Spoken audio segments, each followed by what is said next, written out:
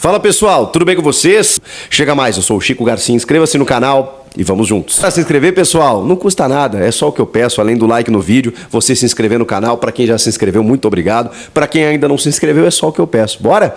Vamos atualizar as informações do Timão. Eu sou o cara que mais quero dar boas notícias aqui no canal a respeito do Corinthians. E realmente essa nova gestão do Augusto Melo, ela chamou a atenção desde o início, né, prezando pela transparência, mas o dia de hoje ele foi simbólico. Foi um dia de muitos equívocos, de muitas derrotas no extracampo. E assim, de algumas possibilidades muito preocupantes. Porque também é verdade que o Augusto Melo não definiu e não conseguiu definir um executivo de futebol. Com isso, ele que tem muitas situações para se preocupar, o clube é gigantesco em termos de atribuições, ele começou a tocar as coisas meio que sozinho, né? Ao lado do seu executivo, não, do seu diretor de futebol, Rubens Gomes, que já tinha tido uma passagem no futebol mal sucedida. Então, o Augusto se arvora com o Rubão e, ao mesmo tempo, precisa tomar conhecimento e resolver coisas que talvez ele não tenha a experiência para isso, e está tudo certo, porque ele realmente está pela primeira vez como dirigente no profissional. Ele tem uma experiência na base, ele conhece o clube, de muitos anos frequentando o clube, mas assim, como presidente, é a primeira vez que ele está tendo contato com algumas situações e tem cometido alguns erros, até mesmo, de certa forma, juvenis, né, dentro do processo. O caso Lucas Veríssimo, ele foi emblemático. Só que depois do caso Lucas Veríssimo, a gente tem outras situações preocupantes. O Mateuzinho, o Matheus França, o lateral direito do Flamengo, que foi anunciado pelo Augusto Melo no programa Jogo Aberto, que eu participo na semana passada. Ele estava sentado ao meu lado quando a gente comenta a situação do Mateuzinho, ele simplesmente brada para quem quisesse ouvir. Ele está contratado, já está treinando com a gente lá, já está contratado. Ele anuncia em rede nacional que o Mateuzinho já está contratado. E todo mundo sabia, porque ele estava treinando no CT. Houve um treinamento aberto no CT lá da Fazendinha, né, no Parque São Jorge, na véspera da estreia, em que ele aparece. Ele mesmo posta um stories, né, assistindo o jogo na Neoquímica Arena. Jogador que estava contratado. Ele só não tinha sido anunciado oficialmente, mas assim, está treinando, todo mundo já sabe, anunciado pelo presidente e de repente ele está voltando para o Rio de Janeiro. Porque houve uma divergência em termos de cláusulas, o Flamengo até cedeu num ponto, mas é duro negociar com o Flamengo, hein? O Flamengo não precisa de dinheiro, gente. O Flamengo não precisa de dinheiro. O Flamengo está pedindo 5 milhões de euros pelo Thiago Maia para o Internacional. Agora parece que vão chegar em 4 milhões de euros. Por um cara que eles nem estão utilizando, assim, que está com o time reserva disputando o Carioca, porque não está na pré-temporada nos Estados Unidos. Só para vocês terem uma ideia. É um time que vai na Europa e busca jogadores lá pagando 10, 15 milhões de euros. Esse é o Flamengo. Então, o Flamengo não tá nem aí, tipo assim, tô precisando vender, não. E aí o Flamengo até optou em emprestar o Mateuzinho, só que o Corinthians queria fixar um valor de compra. Peraí, não vamos deixar assim, né, meio que aqui passar o mesmo perrengue com o Lucas Veríssimo, daqui a pouco o moleque se destaca, ou o Flamengo consegue uma venda para o exterior e aí chega para o Corinthians e fala assim, devolve que nós vendemos o cara. Não, peraí, tem contrato até o final do ano, ele tem que ficar aqui. Vai que o Fagner se machuca, vai para a seleção, sei lá, você precisa ter um reserva, né? Você está contando com o cara. Aí o detentor dos direitos federativos ou econômicos, no caso, que seria o Flamengo, não, vem para cá. Não. Então, o Corinthians tentou se assegurar da permanência do Mateuzinho, até pelo que aconteceu com o Lucas Veríssimo. E aí o Flamengo, tá bom, vamos fixar um valor aqui de opção de compra ao final do contrato de empréstimo. 11 milhões de euros. Gente, 11 milhões de euros pelo Mateuzinho. Calma lá. E aí, obviamente, o Corinthians não aceitou. O Corinthians até queria um valor fixado, mas, sei lá, de 6 milhões de euros, que foi o que o Bragantino ofereceu pelo Mateuzinho para o Flamengo, e o Flamengo aceitou. É que o Mateuzinho não quis jogar lá. E aí, para o Corinthians, o Flamengo tá visivelmente não querendo reforçar um rival. 11 milhões de euros. E aí o Corinthians fincou o pé e falou, não vai rolar, e com isso o jogador está voltando ao Rio de Janeiro. Tem uma informação de que os empresários do Mateuzinho estão tentando reverter a parada no sentido de que, tá bom, vamos tentar negociar em definitivo então. Vocês façam a compra, né? Aí tem que ver a porcentagem, nesse 100% ou de uma parte, pelos 6 milhões que o Flamengo aceitou do Bragantino. E aí ele se transferiria em definitivo para o Parque São Jorge. A questão é que isso não está confirmado, então, por enquanto, a questão do empréstimo ela praticamente caiu e o jogador está voltando para o Rio de Janeiro. Agora, poxa, que lambança de novo, né? Você tem um jogador treinando com o elenco, disputando ali treinamentos a semana toda, vazando nos vídeos institucionais do clube e, de repente, o cara não vai mais ser contratado. Anunciado pelo presidente, voltando para o Flamengo. Bom, outra situação que chamou a atenção é porque o Augusto Melo havia dito no anúncio da nova patrocinadora Master, que é a VaideBet, casa de apostas que chegou com o maior patrocínio da América Latina, investindo muito no Corinthians, um anúncio fantástico de 120 milhões de reais anuais.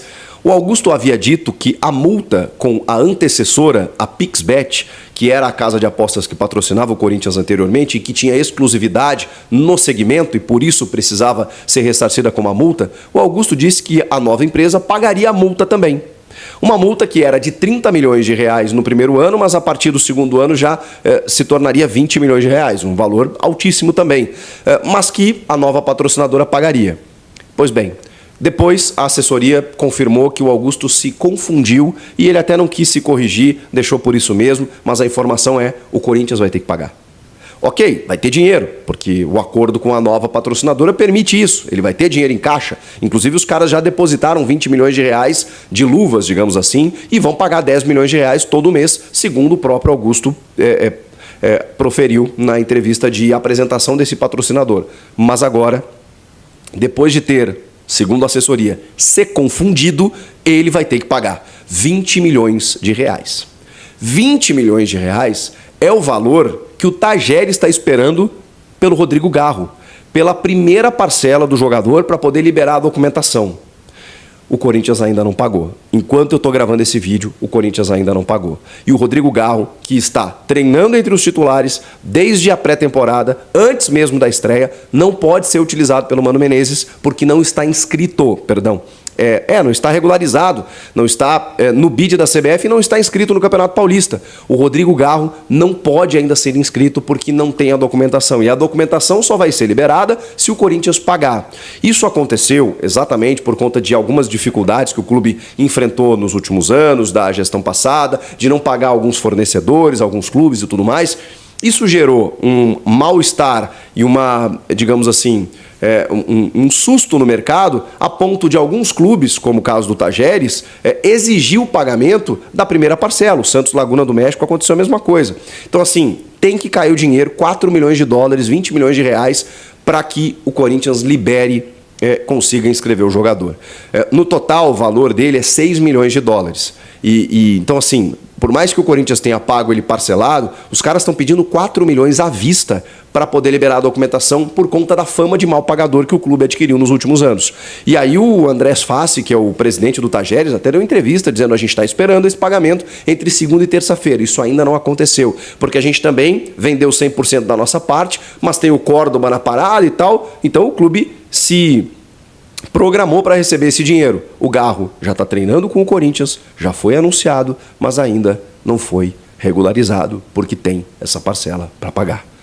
20 milhões da PixBet, 20 milhões do Rodrigo Garro e agora essa situação do Mateuzinho. Que dia, torcedor do Corinthians! Não, hoje não tem notícia boa. Se tiver, eu volto aqui para atualizar vocês. E aí, fiel torcedor?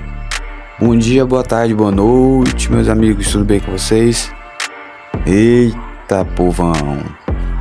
Eita, nação corintiana, nosso timão aí tá com tudo, hein? Em todos os noticiários só dá Corinthians, só dá o presidente Augusto Melo, só dá os novos reforços aí. Em todo um canto só se fala disso, que o Corinthians foi o time que mais investiu em reforços, que mais tá investindo e com necessidade, né? Porque De fato, né, quem acompanhou o Corinthians nos últimos anos percebeu-se que era de extrema necessidade, né, a contratação aí não somente de novos jogadores, como também toda a linhagem aí, fazer de fato uma reformulação em si na diretoria, que já foi feita de fato, né, uma reformulação técnica também, porque na minha opinião o Mano Menezes ele é muito retranqueiro. Eu não sei a opinião de vocês, mas na minha opinião ele é muito retranqueiro. Ele é aquele tipo de técnico, se por exemplo o Corinthians está ganhando, os jogadores estão ganhando lá de 1-0, ao invés dele manter, né, o ataque, a força total dos jogadores também para frente, o que ele faz? Ele retrai o time, ele retranca o time para manter aquele 1-0 até o final do jogo.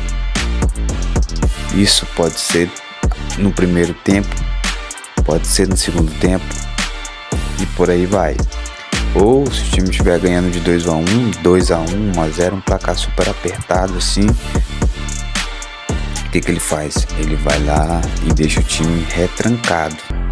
Ele recua o time justamente por medo de pegar o empate, que eu acho isso muito errado. Para mim o time tem que permanecer jogando bem. Se o time tá jogando bem, se o time tá tocando a bola, se o time tá partindo para cima, atacando, né, e fez 1-0, continua mantém. Não tem necessidade de recuar o time, porque quando você recua, o adversário ele vem para cima, assim como na luta. Numa luta, se você vai brigar com alguém e se você fica recuado, o adversário ele vai para cima de você. Então assim é no jogo. Todo mundo sabe disso, não precisa nem ser técnico para saber disso.